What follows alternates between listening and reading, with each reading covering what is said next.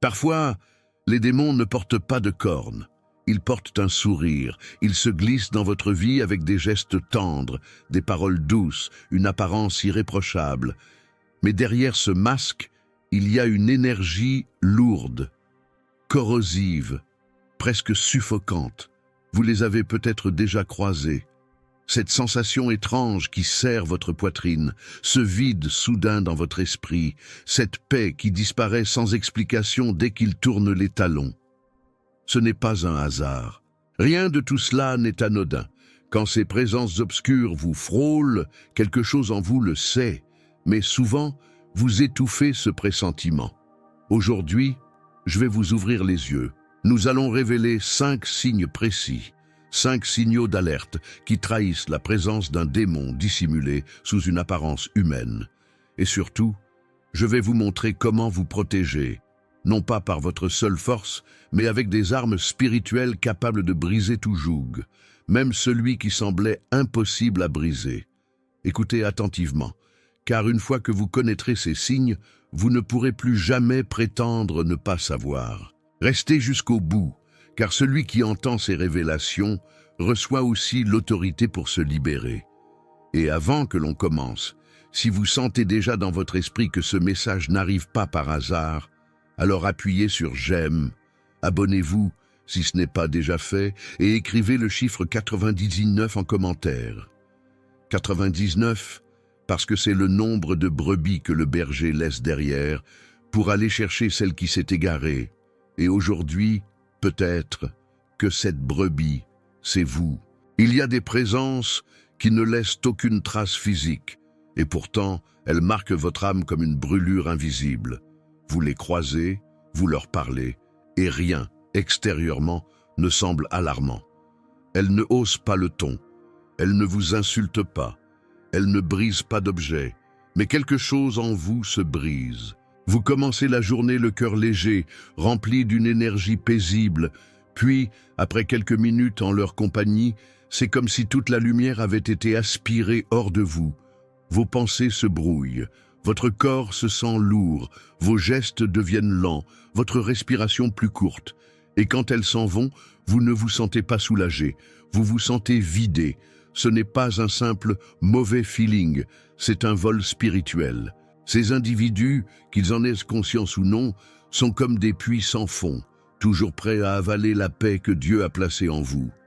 Leur arme n'est pas le cri, c'est l'atmosphère qu'ils traînent avec eux. Une atmosphère saturée de négativité invisible. Parfois, c'est dans leurs paroles subtiles, qui semblent banales mais piquent là où c'est sensible.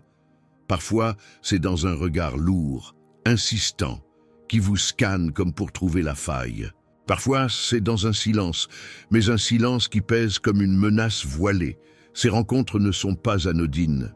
Ce ne sont pas seulement des gens négatifs ou des personnes fatigantes, comme on les appelle à la légère. Ce sont des voleurs d'énergie et, à un niveau plus profond, des voleurs d'âme. Chaque interaction devient un transfert. Ils prennent, vous perdez. Et si vous ne vous en rendez pas compte à temps, ce cycle se répète jusqu'à ce que vous ne sachiez plus reconnaître qui vous étiez avant. C'est là que commence le danger. Quand votre esprit s'habitue à ce vide, il commence à le prendre pour normal. Vous cessez de chanter spontanément, de sourire sans raison, de rêver sans peur. Vous perdez l'élan, vous perdez le goût, et tôt ou tard, vous perdez la voix intérieure qui vous rappelait que vous étiez fait pour plus grand, pour plus lumineux. Spirituellement, ces gens fonctionnent comme des parasites. Ils ne brillent pas par eux-mêmes. Alors, ils se branchent sur ceux qui brillent et se nourrissent de cette lumière. Et plus pervers encore, ils trouvent 1000 façons de justifier leur présence. Je m'inquiète pour toi, je veux juste t'aider, je suis là pour toi. Mais chaque aide vous laisse un peu plus faible, chaque conseil un peu plus confus. Ils enrobent leur intrusion de douceur. Mais ce n'est qu'une couverture pour dissimuler la saignée invisible qu'ils vous imposent. Et voici ce que beaucoup ne voient pas. Se sentir vidé après avoir passé du temps avec quelqu'un n'est pas normal. La véritable amitié, la véritable connexion, la véritable fraternité en Dieu vous laisse plus fort, plus en paix, plus léger. Ce qui vient de lui nourrit, ce qui vient de l'ennemi épuise. Voilà pourquoi discerner ces voleurs d'énergie est vital. Le premier réflexe doit être spirituel. Priez pour que la lumière du Saint-Esprit vous montre clairement qui, dans votre entourage, vous laisse vider au lieu de remplir. Puis vient l'action. Fixer des limites, refuser les conversations inutiles, ne plus être disponible à toute heure et surtout, refuser de culpabiliser pour avoir protégé votre paix. Car votre paix n'est pas un luxe, c'est votre champ de bataille. Celui qui contrôle votre paix contrôle vos décisions, votre foi, votre vision. Ne leur laissez pas cette place, mais je dois vous avertir, plus vous reprenez vos forces, plus ils tenteront de revenir, parfois avec douceur, parfois avec urgence, parfois même avec une détresse feinte pour que vous baissiez la garde. Et si vous cédez, le cycle recommence, plus sournois encore. Alors, comment reconnaître ce moment où votre énergie est en jeu? C'est simple. Observez votre état avant et après. Si avant de les voir, votre cœur battait avec joie, et qu'après il bat plus lourd, plus bas, c'est que quelque chose a été pris. Et si quelque chose a été pris, il est temps de le reprendre. Dans le prochain signe, vous allez comprendre que le vol ne s'arrête pas à votre énergie, il s'étend à votre esprit, à votre perception. Et c'est là que le piège se referme. Il existe une forme de manipulation plus dangereuse que toutes les attaques visibles, celle qui ne laisse aucune preuve, mais qui s'infiltre dans votre esprit jusqu'à y remodeler la vérité. Ces personnes n'ont pas besoin de crier, ni de vous frapper, ni même de vous menacer ouvertement. Leur arme est bien plus subtile et bien plus létale. Elles tordent la réalité. Elles sèment le doute, non pas dans ce que vous voyez autour de vous, mais dans ce que vous croyez en vous-même. Elles disent une phrase blessante, et lorsque vous les confrontez, elles affirment calmement « Mais je n'ai jamais dit ça ». Elles plantent une critique acérée, et quand vous montrez que cela vous a touché, elles répliquent « Tu es trop sensible, tu dramatises ». Et, insensiblement, un processus commence. Vous cessez de faire confiance à vos souvenirs. Vous doutez de vos émotions. Vous vous demandez si ce que vous ressentez est légitime, ou si c'est vous qui perdez pied. Ce n'est pas un accident, c'est une stratégie si ancienne qu'elle traverse les siècles. La première fois qu'elle a été utilisée, c'était au Jardin d'Éden quand la serpente a demandé « Dieu a-t-il réellement dit ?» Une seule question, et le doute a germé.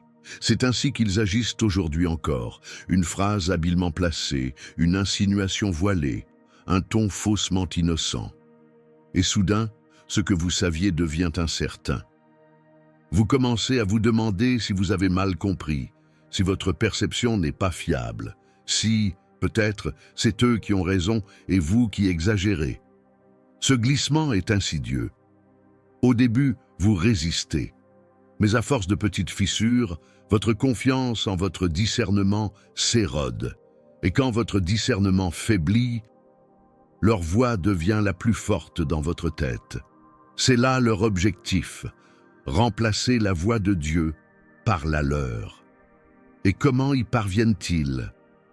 En colonisant vos pensées, en imposant leurs interprétations, au point que vous ne sachiez plus distinguer ce que Dieu vous dit de ce qu'eux veulent que vous croyiez.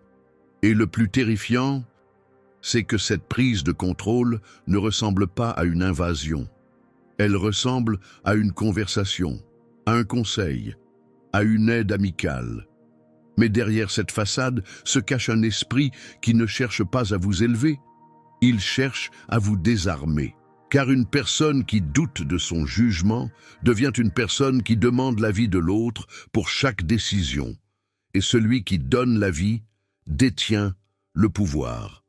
Voilà pourquoi, si vous sentez que votre esprit devient un champ de bataille entre ce que vous percevez et ce qu'ils affirment, il faut réagir immédiatement. Le doute n'est pas toujours une faiblesse. Parfois, il nous pousse à chercher la vérité. Mais le doute semé par l'ennemi n'a pas pour but de vous guider vers Dieu. Il a pour but de vous en éloigner. Et c'est ainsi que, peu à peu, on vous coupe de la source. Car lorsque vous ne faites plus confiance à la voix douce et ferme du Saint-Esprit, vous devenez vulnérable aux voix qui crient le plus fort. Alors souvenez-vous, Dieu n'utilise pas la confusion comme méthode. Il peut vous défier, vous corriger, mais jamais en brouillant vos repères pour vous faire vaciller. Celui qui entretient le flou autour de vous, celui qui vous pousse à douter de ce que Dieu a clairement déposé dans votre cœur, n'est pas un messager de lumière. Et si aujourd'hui, en m'écoutant, vous sentez que vous avez laissé quelqu'un installer ce doute en vous, ce n'est pas trop tard. La première étape pour briser cette influence, c'est de reconnaître que la voix qui a pris trop de place n'était pas la bonne. Et dans le prochain signe, vous allez découvrir qu'il ne s'arrête pas là. Après avoir contaminé votre esprit, il s'attaque à vos rêves eux-mêmes. Et c'est là que leur emprise devient encore plus dangereuse. Il existe un poison qui agit plus lentement que la critique frontale, mais qui finit par détruire avec autant de force. C'est le sabotage déguisé en bienveillance.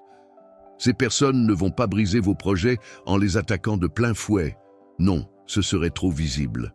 Elles avancent masquées, jouant le rôle de l'ami attentionné, du confident prudent, de la voix sage, qui ne veut que votre bien. Tu es sûr que c'est pour toi? Je ne veux pas que tu sois déçu. Tu sais, parfois, il vaut mieux rester prudent. Sur le moment, ces phrases paraissent inoffensives, mais elles plantent des graines, et ces graines germent dans le doute. Elles savent exactement où frapper. Pas dans vos faiblesses visibles, mais dans cette partie de vous qui aspire à plus grand. Leur objectif n'est pas seulement de ralentir votre élan, mais de vous faire abandonner de vous-même, parce que si vous vous arrêtez par choix, elles n'ont même pas besoin de vous barrer la route. Pourquoi agissent-elles ainsi? Parce que votre lumière leur rappelle la leur, celle qu'elles ont laissée s'éteindre depuis longtemps. Votre courage est un miroir impitoyable de leur renoncement. Chaque fois que vous osez rêver plus haut, plus loin, elles sentent la morsure silencieuse du regret, celui d'avoir enterré leurs propres aspirations. Mais plutôt que de se remettre en question, elles préfèrent éteindre ce qui brûle en vous. Ainsi, elles n'ont plus à supporter ce reflet. Ce sabotage est souvent invisible pour l'œil non averti. Il se glisse dans les bons conseils, dans les avertissements par amour, dans les confidences qui paraissent protectrices.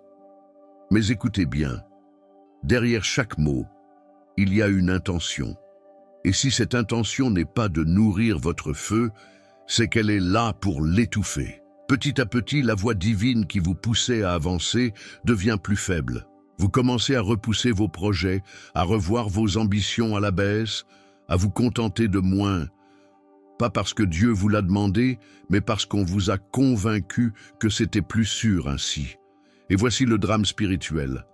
Lorsque vous cessez d'écouter l'appel que Dieu a soufflé dans votre cœur, ce n'est pas seulement un rêve que vous perdez, c'est une mission. Les dons et les visions qu'il vous confie ne sont pas de simples idées inspirantes. Ce sont des semences célestes, destinées à porter du fruit dans le monde. Les laisser mourir, c'est laisser le terrain à l'ennemi. C'est pourquoi vous devez discerner très vite ces voix qui parlent en apparence de prudence, mais respirent en réalité la peur. La peur de voir quelqu'un réussir là où elles ont échoué. La peur de perdre l'ascendant qu'elles ont sur vous. La peur, surtout, que votre réussite mette en lumière la petitesse de leur choix. Et quand cette peur les guide, leur aide n'est plus une aide, c'est une chaîne. Rappelez-vous, Dieu n'a pas soufflé ses rêves en vous pour qu'ils meurent étouffés par les angoisses des autres. Ce qu'il a mis en vous est pur, fort et nécessaire. Et si votre vision dérange, c'est peut-être justement la preuve qu'elle vient d'en haut. Car le ciel ne donne pas des rêves pour qu'ils dorment, il les donne pour qu'ils changent le monde. Alors, que faire face à ce sabotage feutré? Premièrement, réaffirmez votre appel devant Dieu. Parlez-lui de vos projets, de vos ambitions, sans filtre. Laissez sa voix recouvrir celle des hommes. Deuxièmement, pesez chaque conseil à la lumière de l'esprit. Est-ce que cela m'encourage ou m'éteint? Est-ce que cela me rapproche de ma mission ou m'en éloigne? Troisièmement, Acceptez que certains ne vous comprendront jamais et que ce n'est pas votre rôle de les convaincre. Car la vérité est simple, vous pouvez choisir entre rassurer ceux qui ont renoncé ou marcher avec celui qui vous a appelé. Mais vous ne pouvez pas faire les deux. Et dans le prochain signe, vous allez voir que ces mêmes personnes qui minent vos rêves savent aussi créer un environnement où vos forces s'effritent encore plus vite. Un environnement de chaos soigneusement entretenu, où la confusion devient leur plus grand allié. Il y a des personnes qui semblent porter en elles une tempête permanente. Vous pouvez les reconnaître facilement. Peu importe où elles entrent, l'atmosphère change. La paix qui régnait il y a quelques instants s'évapore, comme si elle n'avait jamais existé. Et soudain, sans que vous puissiez expliquer comment, un poids s'installe dans l'air. Les regards deviennent plus lourds, les mots plus tranchants, et les cœurs plus agités. Ce phénomène n'est pas accidentel, c'est une stratégie. Ces individus ne se nourrissent pas d'harmonie, mais de tension. Ils ont besoin de drame, comme d'autres ont besoin d'oxygène. Leur énergie vitale se recharge dans le chaos, et plus ce chaos s'étend, plus ils se sentent puissants. Ils savent que la paix permet aux esprits de réfléchir clairement, de discerner, de s'aligner sur la voie de Dieu. Alors, ils la détruisent, méthodiquement. Leur mode opératoire est toujours subtilement camouflé. Ils commencent par de petites insinuations, des phrases en apparence anodines, mais qui sèment une graine de méfiance entre deux personnes. Ils manipulent les interprétations, racontent les choses avec un léger décalage, juste assez pour créer une tension invisible. Et quand cette tension éclate en conflit ouvert, ils se tiennent en retrait, feignant l'innocence ou la surprise. Je ne comprends pas pourquoi ça prend de telles proportions. Parfois, ils vont même plus loin. Ils provoquent intentionnellement une crise, puis se présentent comme les seuls capables de calmer la situation. Ce rôle de pompier pyromane leur permet de garder le contrôle. Ils savent que tant que vous êtes occupés à gérer des disputes, des malentendus, des petites guerres émotionnelles, vous n'avez plus la force, ni l'espace mental, pour écouter la direction de Dieu. C'est ainsi qu'ils volent plus que votre paix, ils volent votre clarté spirituelle. Et sans clarté, même la vérité la plus évidente devient floue. Vous commencez à prendre de mauvaises décisions, à mal interpréter les signes, à douter même de vos intuitions les plus sûres. Et c'est là qu'ils gagnent. Parce qu'un esprit confus est un esprit manipulable. Leur présence prolongée dans votre vie se remarque à certains symptômes. Un sentiment constant de tension, des conflits récurrents avec les mêmes personnes, des relations qui se dégradent sans explication claire. Vous réalisez que depuis qu'ils sont là, vous êtes plus souvent sur la défensive, plus fatigué émotionnellement, plus irritable, et, plus insidieux encore, vous avez perdu l'habitude du silence paisible devant Dieu. Là où il y a chaos, ils prospèrent. Là où il y a clarté, ils s'éteignent. Voilà pourquoi ils ne supportent pas les environnements sains et ordonnés. Dans ces lieux, leur influence devient visible et ils ne peuvent plus se cacher. Mais dans la confusion, ils passent inaperçus, car tout le monde est trop occupé à éteindre les incendies qu'ils ont eux-mêmes allumés. Il est vital de comprendre ceci. Le chaos n'est pas seulement un climat émotionnel inconfortable, c'est une arme spirituelle de destruction lente. Il vous épuise au point où même vos prières deviennent mécaniques, sans profondeur, sans écoute réelle. Et une fois que votre connexion avec Dieu est affaiblie, vous devenez plus vulnérable à leurs suggestions, plus dépendant de leurs solutions, plus enfermé dans leur cycle. Alors, comment briser ce mécanisme? En refusant d'entrer dans leur jeu, en gardant votre calme là où ils veulent vous voir exploser, en refusant les conversations empoisonnées qui servent uniquement à attiser les braises, et surtout, en recherchant la paix activement, même si cela signifie s'éloigner complètement d'eux. Car votre paix est votre bouclier, et sans bouclier, vous devenez une cible facile. Mais attention, si vous commencez à leur échapper, ils chercheront un dernier moyen de reprendre l'avantage, en vous isolant, en coupant vos appuis, en vous laissant seul face à eux. Et c'est précisément ce que nous allons voir dans le prochain signe, là où le chaos extérieur se transforme en un isolement intérieur encore plus dangereux. C'est la phase la plus dangereuse et la plus silencieuse. Contrairement aux attaques bruyantes qui laissent des traces visibles, celle-ci avance comme une ombre qui s'allonge au coucher du soleil. Lentement, presque imperceptiblement. Vous ne réalisez pas que le piège se referme, jusqu'au moment où il est trop tard. Leur but ici n'est plus seulement de voler votre énergie, de semer le doute ou de créer le chaos. Leur objectif final, c'est de vous couper de tout ce qui pourrait vous fortifier. Ils commencent subtilement par des insinuations déguisées en confidences. Tu es sûr que cette personne t'apprécie vraiment? Je crois que ton ami t'envie en secret. J'ai remarqué que ton pasteur ne te regarde plus comme avant. Rien de direct. Rien qui ne puisse être qualifié d'attaque ouverte. Mais chaque phrase est une goutte d'acide qui, avec le temps, creuse des fissures dans vos relations les plus solides. Puis vient la deuxième étape, l'isolement progressif. Vous commencez à éviter certains amis juste pour voir. Vous réduisez vos appels à la famille par manque de temps. Vous vous éloignez de votre communauté spirituelle parce que l'ambiance a changé. Ce que vous ne voyez pas, c'est que ces décisions ne viennent plus de vous, mais de la graine qu'ils ont plantée. Un jour, vous vous réveillez et vous réalisez que vous êtes seul. Les conversations profondes qui nourrissaient votre âme ont disparu. Les voix qui vous rappelaient la vérité se sont tues. Et qui reste à vos côtés? Eux, toujours eux. Ils deviennent votre seule source d'information, de conseils, de validation. Et quand une seule personne contrôle ce que vous entendez, elle contrôle ce que vous pensez. C'est exactement la stratégie du loup qui isole la brebis du troupeau. Tant qu'elle est entourée, elle est protégée. Mais seule, elle devient vulnérable. Spirituellement, c'est la même chose. Dieu a créé la communauté pour être un rempart, un cordon de protection. Ecclésiaste 4:12 le dit clairement. Un cordon à 3 brins ne se rompt pas facilement. Si l'ennemi parvient à rompre ces liens, il sait que le combat est déjà presque gagné. Et voici pourquoi cette étape est si perfide. Une fois isolé, votre discernement s'affaiblit. Ce qui vous aurait semblé étrange ou dangereux il y a quelques mois devient acceptable. Vous cessez de vérifier les choses à la lumière de la parole de Dieu et vous vous fiez à la parole de celui qui est devant vous.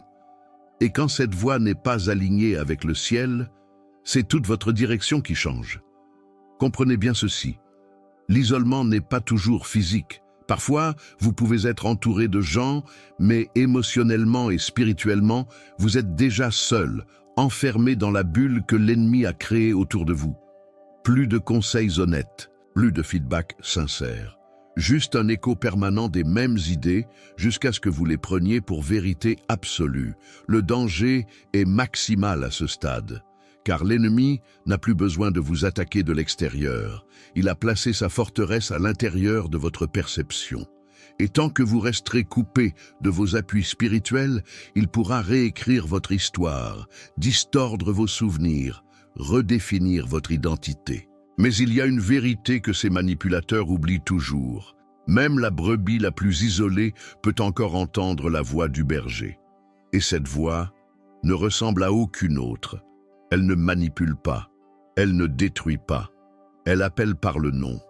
Et si aujourd'hui vous réalisez que vous êtes tombé dans cette prison invisible, la clé n'est pas entre leurs mains, elle est déjà dans la vôtre. Car dans le prochain et dernier moment de ce message, je vais vous montrer comment reprendre cette clé, comment briser chaque chaîne et comment retrouver non seulement votre liberté, mais aussi la puissance spirituelle que vous n'auriez jamais dû perdre.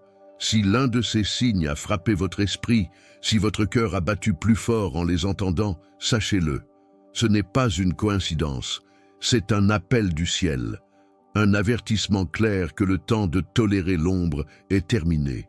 Aujourd'hui, une ligne invisible se trace devant vous. Et vous devez choisir de quel côté vous allez marcher. Ne laissez plus personne voler votre lumière. Ne laissez plus personne enfermer votre voix. Ne laissez plus personne piétiner ce que Dieu a placé en vous. Fixez des limites comme on dresse des murailles et ne laissez franchir ces portes qu'à ce qui vient de lui. Coupez les liens si nécessaire, même si cela fait mal, car mieux vaut une douleur brève qu'une destruction lente. Et ensuite, courez. Courez vers la lumière de Dieu comme vers la seule source capable de restaurer ce qui vous a été volé. Écoutez-moi bien. Le pouvoir que Christ vous a donné n'est pas symbolique. Il est réel, tangible, vivant. Vous avez autorité sur toute œuvre des ténèbres, autorité pour rompre chaque chaîne, autorité pour fermer chaque porte à l'ennemi, autorité pour reprendre tout ce qui a été pris, votre paix, vos rêves, votre discernement, votre voix. Mais ce pouvoir doit être activé par votre décision aujourd'hui de vous lever. Alors, levez-vous. Même si vos genoux tremblent, même si votre cœur est lourd, levez-vous et reprenez ce qui vous appartient.